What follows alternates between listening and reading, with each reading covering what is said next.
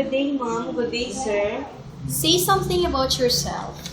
I'm Lenny Arnaisa Suyos, 29 years old, college level. I have 2 children and married. Have you worked abroad before? No, Mom. So do you know how to cook food? Yes, Mom. Like what? Like Filipino food, like pinakbet, puchero, fried chicken, fish, sinigang, etc. Are you willing to take good care a newly born baby? Yes, Mom. So what experience do you have in baby care? Feeding milk, changing diaper, taking a bath, and taking medicine. Can you sing a lullaby to make a baby sleep? Yes, Mom. Can you give us example? Yes.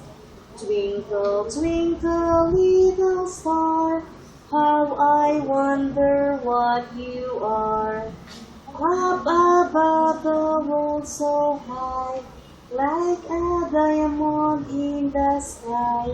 Twinkle, twinkle, little star, how I wonder what you are.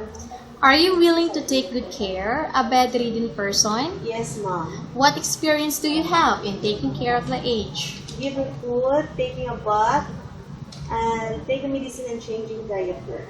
Are you willing to take good care a domestic pets? Yes, Mom. Like what? Dog, birds, and cats. Why do you want to work abroad? I want to work abroad because I want to earn money and save to future my children and to help my mother for her maintenance. Say something about yourself, why your employer should choose you.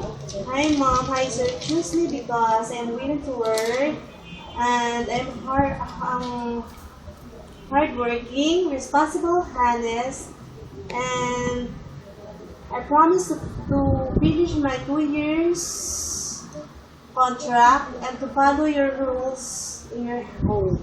Thank you.